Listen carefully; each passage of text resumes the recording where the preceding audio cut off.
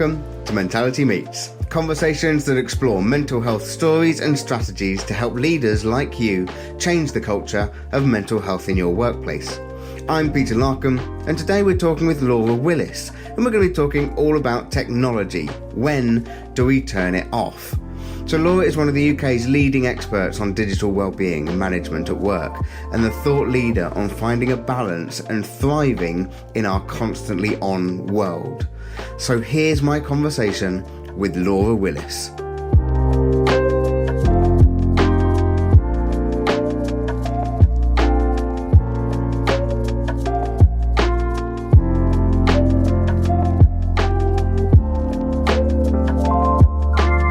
Hello, thanks for having me here today. I'm Laura Willis. I'm the co-founder of Shine Offline, and I'm a digital wellbeing and management expert. So I basically work with businesses to support them to help their people to have healthy relationships with the digital technology that is central to our world, our working lives and our personal lives.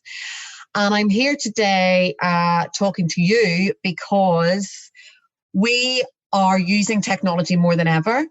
And it's amazing because it's got us through lockdown.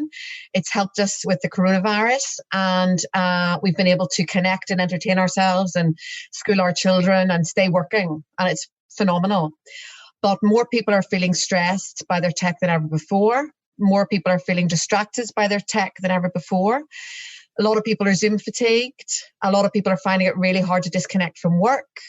And what we do really is get people to stop and think about their behavior and the adjustments that they could make to try and get some sense of balance and control back in relationship to something that is amazing and is in our hands and is always there, or on our laps and always there, and can really help us. But for many, many people, does cause overwhelm and overload. I think I have to personalise this process because it's here. It's literally right here, and it's always right here. And if it's not ready for me to access, it's in my pocket, ready for me to feel that it's buzzed, to engage with and to pick up on. And I have a little bit of a sneaky feeling that there's going to be a little bit of spotlight going on to me and how I use technology, as someone who would put themselves as an entrepreneur, run my own business, seeking work all the time, and actually work comes from that technology, and if I'm not checking it regularly or if I'm not building that pipeline, then work kind of fizzles up, and so I want to try and... Or does it, Peter? Well... Or does it? Because I'm an entrepreneur, I'm self-employed, all my work comes through technology, and yet if I had the same relationship with my phone and laptop that I had 6 years ago, which resulted in a period of very poor mental health, Shine Offline would not be here, because I was so overwhelmed and so overloaded. I was not in control of my own attention. I was having constant panic attacks because when trying to be with my daughter, I was a new mum. I was just constantly on work. And when I was trying to do work, I had all the personal stuff distracting me. I believe that we have got ourselves to a point where normal behavior these days around technology, I think in 20 years' time, we'll look back and go, what were we doing? In the same way that people look back at cigarettes. My mum went to the GP when she was pregnant with me because she was stressed, and the GP gave her a cigarette to smoke during the appointment when she was pregnant. We look back in horror, and I think we're going to look back at the way we behaved and how overwhelmed we allowed ourselves to be. There is a myth that if you want to succeed, you've got to be on all the time. I'm succeeding. I've spent 5 years building up a business, and I work with multinational corporations, global. I've worked with over 11,000 people now, over 120 businesses, and I earn a living. And I don't ever work. I don't have email on my phone. I don't look at my phone before 9 o'clock in the morning. I spend most of my day offline on email. I have balance and control because I know what the other side looks like from my point of view as somebody who got really overwhelmed. Not everybody's like me. I'm married to a man who's very zen, naturally very zen, and has one phone and is self-employed, and it doesn't bother him. But I think the myth around if I don't keep feeding the pipeline and I'm not constantly on social media and I'm not constantly on my inbox, my business is going to fail. I am proof of the fact that that is not true. It's a belief system that we've allowed ourselves to get into. And I find that fascinating and brilliant because it gives me a glimmer of hope. How do we release ourselves from that draw and that pull and that need for our devices to be on and engaged with all the time? Well, it's complicated, but it's pretty simple. We need to understand the relationship that we have with it. We need to understand the pull. We need to understand the triggers that are driving our digital behavior, be they external or internal. And then we need to start to manage those. So internal triggers that drive our digital behavior are things like boredom and procrastination. You know, you're in the middle of trying to complete a job, a project, write something hard, and you're a bit tired. I'll just get lost in the rabbit hole. I'll keep refreshing my inbox. I'll distract myself. I think with COVID, the uncertainty and stress that we're experiencing in the world has driven an awful lot of digital behavior and screen time. When we've been asking people since March if they feel their screen time is up, and across the board it is, because we seek answers through our technology.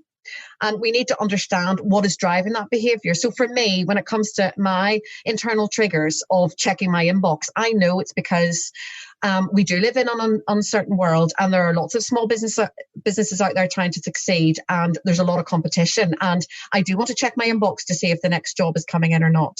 But I understand that, which allows me to bring a level of kindness to my behavior. So we need to start to tune into the psychology of why we're behaving the way we are.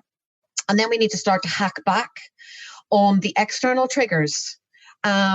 And start to create boundaries and barriers for ourselves. So, you know, it's things like turning off notifications, closing your inbox, putting your phone downstairs and not using it as an alarm clock, you know, charging it out of the bedroom so you're not looking at it last thing at night, first thing in the morning, in the middle of the night. It's about examining the way we're existing around this technology and working out the small changes we could make so that we start to feel in control. We're very much about turning towards it and reframing our relationship with it, because if used with real purpose and intent, technology can bring an awful lot of benefit.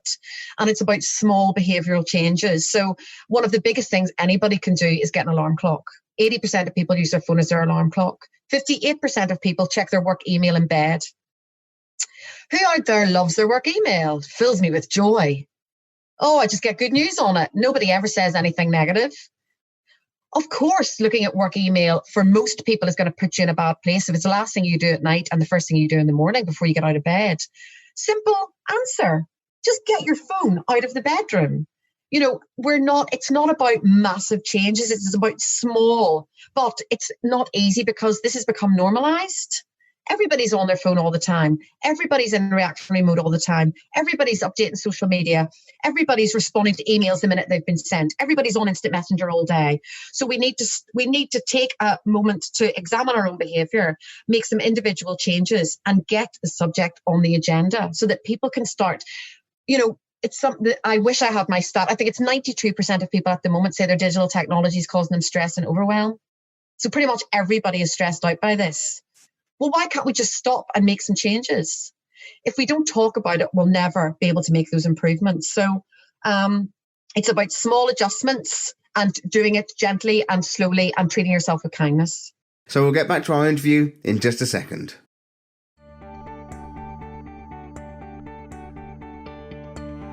I want to tell you about a video course I made called Mentality. It's a 1-hour mental health video course delivered by me. It gives you the need-to-know essentials to spot the signs of poor mental health and take action. So here's what other people have said about it. Maria said, I was surprised how it made me think about myself and even my friends and family. Patients' feedback said, Mentality is eye-opening. It helps you support someone to get the help they need, perhaps potentially saving their life. James's response says, it was the best course I've been on. I had the attention span of a gnat, and I was gripped for the whole time. You see, poor mental health is devastating so many people all over the world. And yet, despite a general recognition that there's a problem, very few people know what to do. We miss the signs of poor mental health, or if we see someone struggling, we don't know what to do. And that's where mentality steps in. It's the need to know essentials on how to spot the warning signs and take appropriate action to respond. All packaged together in a digestible 1-hour video training course for your workforce. It's designed for everyone because every person, whoever you are, can be affected. To access Mentality, simply visit www.mentality.work. That's www.mentality.work. Click on Enroll, add your details, and enjoy. Mentality. Spot the signs and take action. And so here's the second half of our interview. I love that. And I love it because kindness is so important. Kindness to ourselves, isn't it? And being able to view it in that way, that actually I'm allowed to unplug. I'm allowed to look after myself. These are phrases that we actually struggle with, I think. And I think there's also that notion that technology can be addictive. And you touched on that a little bit as well, Laura, about this addictive processing. And I mean, there are other statistics like I saw one about technology, and giving a small person a phone is basically the same in the context of giving someone cocaine. It's so addictive. There's so much stimulation going on. And would you ever give your kid cocaine? And I'm kind of hoping the answer would be no. But we just don't see it like that. We don't see the potential damage that it may have, because I know that when my kids have been on a device, their ability to engage their imagination disappears. And they'll come off the device and be like, I don't know what to do. I was like, go and play. I don't know what to play. Go. And they just seem to have lost this ability to actually be creative, to think for themselves. And I wonder also how much of that is happening for us as adults, that we're spending time in our devices, that we come off it and we forget about the creativity and kind of what we can do to maintain and look after ourselves. And that's a whole other conversation, I think. But I like the tip about an alarm clock. It sounds so simple. And my question is it? Is it that simple? Because it almost sounds too simplistic. Because even I can get an alarm clock. And I'm sure it's more complicated than that, isn't it? I think the changes we can make are simple, but what's really hard is sticking to it. So I was running a session the other week and somebody asked me, how long did it take you to become digitally well? And my answer was, it's a process. You know, it's like healthy eating or being physically fit. You don't go down to the gym for 6 months and then stop. And this is where there's a massive correlation with mindfulness meditation, because there's a massive parallel between the distracted world that we live in and the way that we engage with our technology, and we're not present in any given moment because we're so hooked on it. And mindfulness practice, which is all about harnessing the present moment experience. Like a mindfulness practice, it's something that it's a practice that you adhere to, that you follow on a daily basis, and you make it part of your life, the way you would with healthy eating or exercise or whatever. And with technology, it's the same. We need to treat it like we do food. You know, we need to be connected to survive these days, the way we need to eat to survive. It's a fact. If you want to work, you've got to be connected. You can't go and live in a forest and live in the corporate world, or a world where people are connecting in business and organizations. So it's about understanding your relationship with it and the adjustments that you need to make to ensure that it's healthy. And, you know, don't get me wrong, it isn't easy. This is all I talk about. When I'm not with my children and my husband, I have been writing and talking and reading about this for 5 years, and I still feel the pull, because a lot of the stuff is designed with the attention economy in mind to hook us in. If anybody has seen The Social Dilemma on Netflix, you'll know what I'm talking about. It's an amazing documentary, and anybody who's choosing to be on social media needs to watch that. You need to take personal responsibility for understanding how this stuff works. It's hooked and it pulls us in, and also our own behavior. You know, my own insecurities drive my behavior around my inbox throughout the day. I've got an amazing work-life balance because that was the one thing that broke me, and I needed to get back on track. And now I've got 2 phones, a work phone and a personal phone, and my work phone lives at work and my personal phone lives at home. And my separation and boundaries are so clear that my work-life balance is amazing. So it's a constant practice, and something that I don't think you can ever, it's not like, hello, my name's Laura and I'm an alcoholic. I kind of am. Hello, I'm Laura and I am I'm a digital, I'm not addicted. I use my digital habitually. That was what I was like. And I've taken a minimalist approach to my tech usage. I pared everything back and I just use what I need to use now. I don't have a lot of apps. I have a watch. I've got 2 phones, which doesn't sound minimalistic, but it is, because it's cleaned everything up for me and created separation. Everybody's different. There's technology you can use to put on your technology to help you to put boundaries and checks and balances in place for yourself. That doesn't work for me because I'm not really a techie person. I'm all about minimizing and cleaning and making everything clutter free to make my overwhelm go down. But it's a constant process, and everybody needs to understand that you won't just get fixed overnight. I think that's so helpful, because what you're then saying is that it's not going to happen instantly, that this is something that we have to practice at. So, Laura, I would so love for there to be a quick fix. I am the kind of person who, and we spoke about this in the pre-chat, that kind of when I'm checking my phone in the mornings and kind of just preparing myself for the day, just this morning, and I think it's because we're having this time now, I suddenly had this moment where my kids were downstairs having breakfast and I was on my phone upstairs, and I had this internal thought process, was like, am I engaging with this because I don't want to engage with that? And it created quite a horrible, dark moment in me, which is that, am I actively choosing to engage with my technology so as I don't have to actively choose to be with my family? And now I love my family, and that was quite a horrid thought in the process. And I want to begin to explore, am I alone in that? Or do you find that other people are experiencing that as well? And are we a lost cause? No, not at all. And I think at the moment, I've worked with businesses over the years where I've had people coming up to me at the end of workshops saying, I shout at my kids from the minute they get up until I drop them to the school gate. And I now only realise that it's because I'm looking at my work email the whole time and I'm trying to be in 2 places at once. And it's not their fault. And it's kind of my fault, but it's because I think I've set this expectation up with clients and colleagues, etc. And they get a bit of a shock to the system and they make a change and they start to put some boundaries in place for themselves. I think what you're experiencing, a lot of people are experiencing, and it is complicated. But Peter, if you make a change, like I was coaching somebody yesterday and we said he was going to make 3 changes. The challenge was 3 changes. And one of the biggest challenges I make people, because it's something that saved me, was taking my work email off my phone. And I challenged him, and the physical reaction he took over the Zoom call to me suggesting this was like, oh, but he did it. And my point to him was, do it for 1 day and see what happens. And if you go into some weird convulsion and you can't get out of it, put it back on.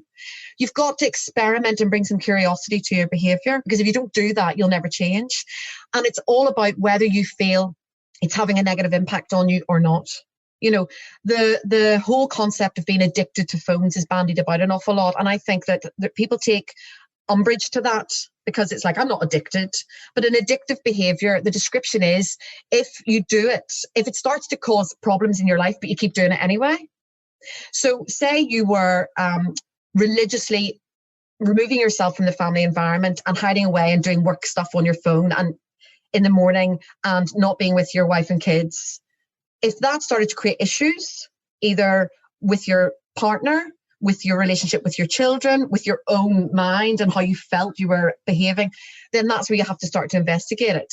If you're totally at ease and comfortable and it's not causing any problems, it's about purpose and intent and conscious use. Everybody's in a different situation. But I think it's about bringing that level of experimentation. Take the email off the phone for a day and see what happens. The world will not fall down, trust me. You feel like it will. Like another challenge I've been giving people during lockdown and coming out of lockdown is go out every day for half an hour for a walk, because we all need fresh air. It's getting dark early. We're not commuting as much. We need a break from the screen. Go out for half an hour every day and leave your phone behind. What? Because if you start to do that and you've never done it before, it will feel really weird and it will feel painful. But if you can work through that pain, the chance for headspace and clarity and reducing overwhelm and lowering your stress levels and being present with nature or your dog or your other half or whatever, there's magic out there that we need to allow ourselves to touch. But so many of us are so hooked and distracted that we're not getting there. I find that really important, and I find that really key, because I just checked my step count for today. Do I know where my step count today is?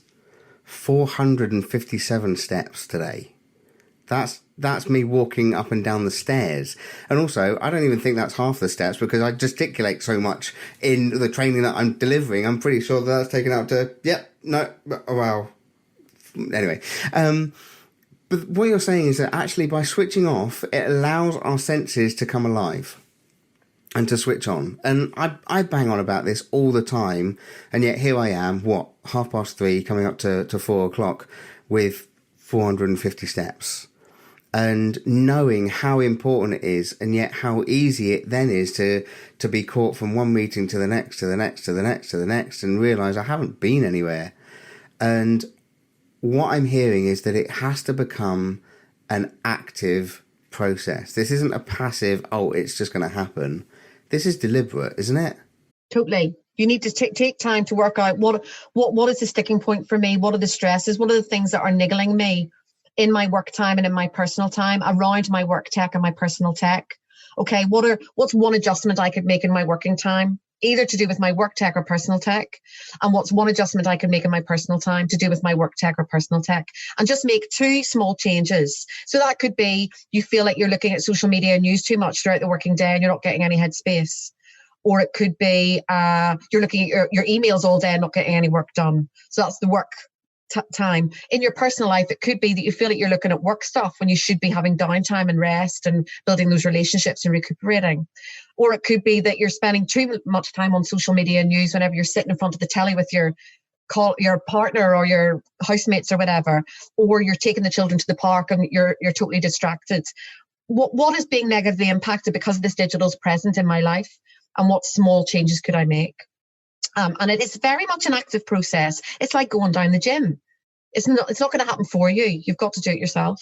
So we're 4 minutes away from the end of the session, and what I'm picking up on is get an alarm.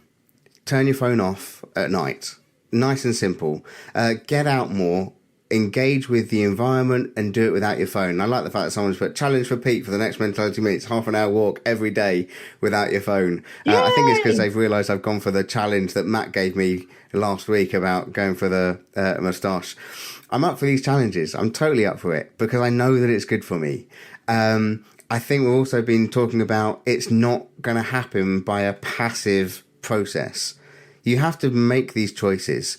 And one thing that Matt's kind of put is at dinner time, having a tech-free dinner time. And when other people come round, it's the same for them. And they have to kind of put their technology to one side. I think that's a great idea because otherwise, again, it can just creep in at any time of the day, can't it? And when you're sitting watching TV, are you on your phone as well? I went round to my parents' house when we could go round to my parents' house. TV was on, both of them were on different devices, and no one was actually watching the TV or talking to each other. It was just bizarre. And I think technology takes over, doesn't it? That's a very simple rule. No double screening. If bring intent. If you're gonna watch The Crown, watch The Crown. Don't watch The Crown and scroll through Facebook or email your mate at the same time or look at your work stuff. No double screening. Don't go to the cinema, not that they're open at the moment, but see people who go to the cinema and sit on their phone. Immerse yourself in the story. Get lost in the escapism of it. Connect with the person you're sitting beside. No double screening. Loads of different things to take away from today. And I do you know what, Laura? Give us just one thing, one golden nugget of how we get this journey started. Where's the easiest win? Well, for me, the easiest thing to do is to close your inbox while you're trying to concentrate at work. That for me is a game changer. And also put your phone on flight mode and stick it in the drawer. Set 15, 20 minutes of focused time. Set a timer, get the phone out of the way, close the inbox and get your head down. You will become so productive. If you're used to being in reactionary mode all of the time and inbox open. And also get yourself an alarm clock. Take back control as to when you're going to actually engage with technology in the morning and how you're going to start your day. So, do you use your phone as an alarm? Can you remove your email from your device? And will you go for a 30-minute walk without your phone? These are all questions and challenges I am going to be trying to put in place for myself. Now, next week, we're going to be talking with Jeff McDonald, and we'll be looking forward into the relatively unknown and asking ourselves, what does 2021 have in store for us all? Now, may I encourage you to leave us a review on the podcast, because it really helps get the word out. And thanks again for listening to Mentality Meets, conversations that explore mental health stories and strategies to help leaders like you change the culture of mental health in your workplace.